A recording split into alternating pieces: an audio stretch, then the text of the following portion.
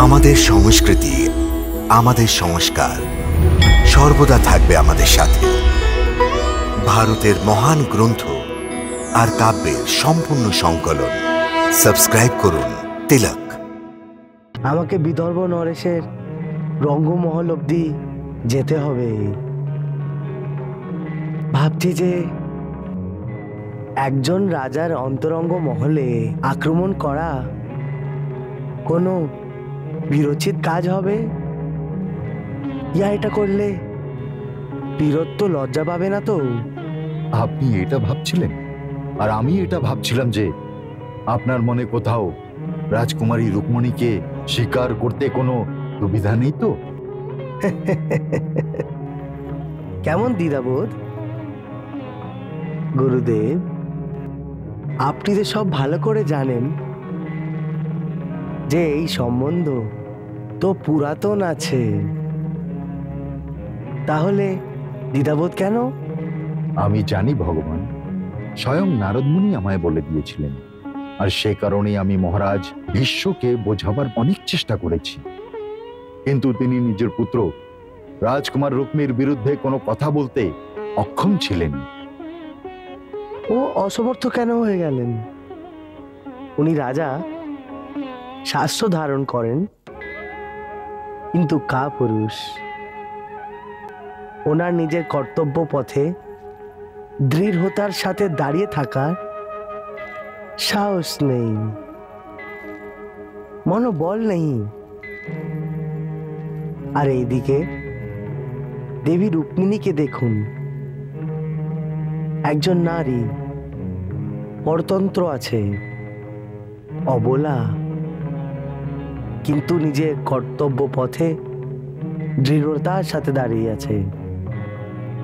প্রাণ দিয়ে দেবে, কিন্তু প্রতিজ্ঞা ভাঙবে না।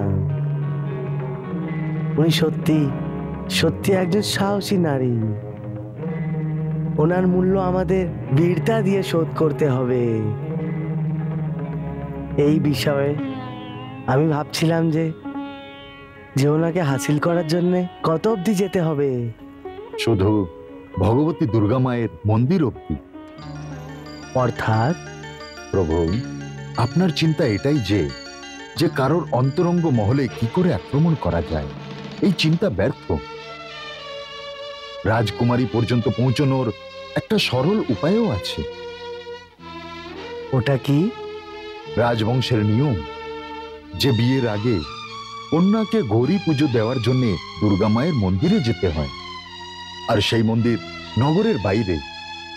যখন সে গৌরী পূজনের জন্য আসবে, সেটাই ঠিক সময় হবে আপনার সেখানে পৌঁছানোর।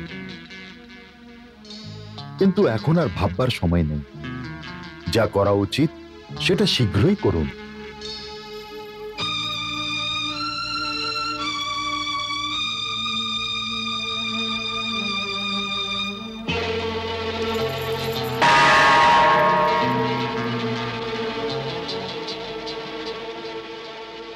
যাও, আমার সারথি দারুকে ঘুম থেকে জাগাও আর বলো যে শীঘ্রই আমার রথ তৈরি করে দিন।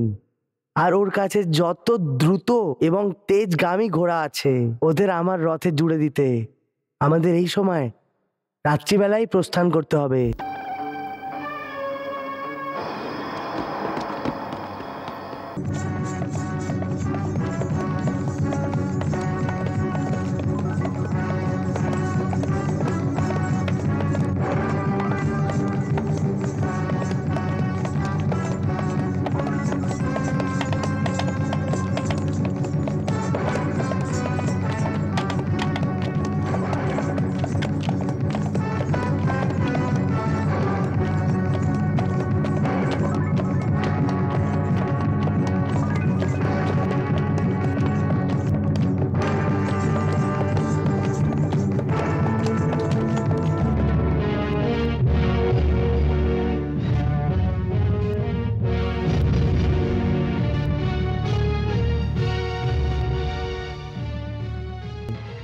রাত্রিবেলা একলাই রথে সবার হয়ে দ্বারিকা থেকে বাইরে চলে গেল, আর আমাকে কেউ জানায় পর্যন্ত নেই।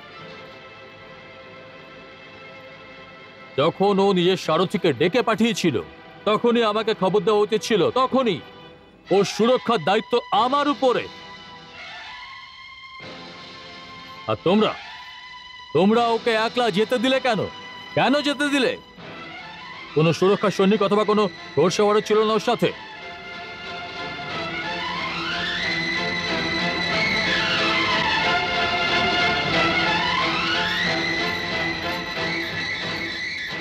আর কেউ ছিল ওর সাথে রথে? জি, রথ যখন রাজ্য থেকে বাইরে ছিল, একটা পুরোহিত ছিল ওনার সাথে। পুরোহিত? কে পুরোহিত? ওর থেকে এসেছিল? ওর সাথে মহলে দেখা করেছিল না বাইরে? মহাশয়, আমি জানি না।